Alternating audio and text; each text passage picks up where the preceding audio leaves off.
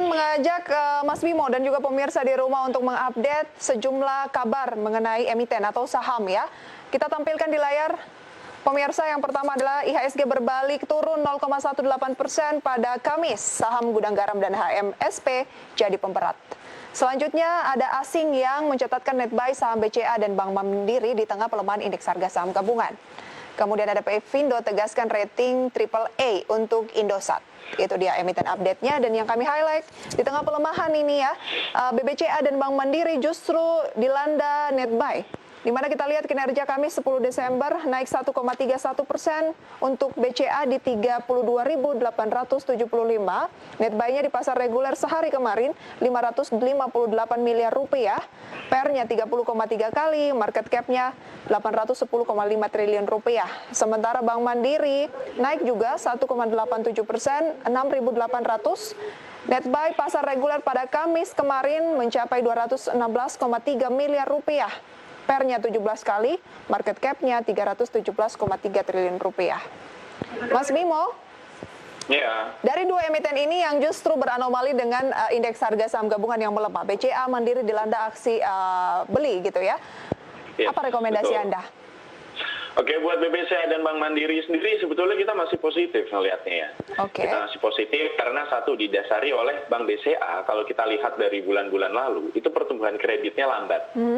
Pertumbuhan kredit lambat itu bukan karena tidak memiliki amunisi lagi untuk menyalurkan kredit. Tapi di sini sebetulnya BBCA memiliki banyak likuiditas. Dengan kita lihat nilai loan to deposit ratio-nya itu sebetulnya masih rendah, di bawah 70%.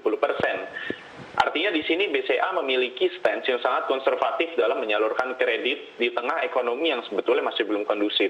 Jadi kalau nanti di 2021 ekonomi ini ternyata sudah recover dan kita sudah memiliki kondusivitas lagi di ekonomi, di sini BCA akan memiliki ruang yang sangat besar untuk mereka melanjutkan pertumbuhan kreditnya.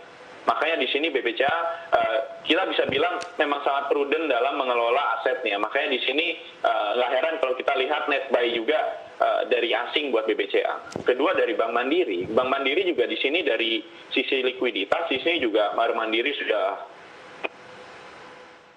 loan to deposit ratio Bank Mandiri ya, itu sampai di angka 90%. Tapi sekarang berhasil diturunkan sampai menyentuh 82% loan to deposit ratio-nya. Artinya di sini Bank Mandiri juga menyediakan beberapa ruang yang nantinya kalau kita sudah recovery, Bank Mandiri dan Bank BCA ini bisa capture momen itu. Jadi kayak nggak ketinggalan karena di sini emang lagi prudent dan konservatif dalam pengelolaan asetnya. Ini yang kita lihat sebetulnya positif, makanya kita nggak heran kalau melihat ada net buy di situ. Baik, kalau yang belum memiliki strategi investasi untuk Bank Mandiri dan juga BCA seperti apa, Mas Bimo?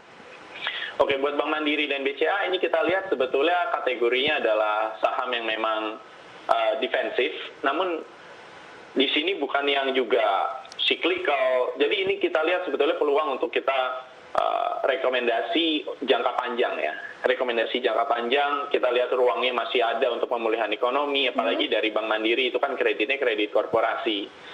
Dan nanti kalau ekonomi sudah recover, korporasi juga bisa back on the business. Jadi kita rekomendasikan jangka panjang untuk perbankan sampai tahun 2021 dengan kita punya target price nih. Bank Mandiri kan sekarang ada di 6.800, kita bisa lihat sampai nanti ya. Betul, 6.800. Betul, kita bisa target buy buat Bank Mandiri long term kita 2021 sampai harga di 7.800, dan buat di BBCA juga di sini kita juga masih bisa positif dengan kita punya target di 34.000. Oke, targetnya masih cukup lumayan ya. BCA 34.000, Mandiri 7.800. Bagi pemirsa yang mungkin saya tidak ingin terlalu memikirkan portofolio, artinya tidak bisa melihat setiap waktu, setiap bulan gitu ya, apakah gonjang-ganjing kenaikan atau justru pelemahan lagi setelah indeks mendekati posisi 6.000 saat ini, ya udah diperbankan saja, tunggu sampai 2021 karena trennya masih akan mengalami peningkatan.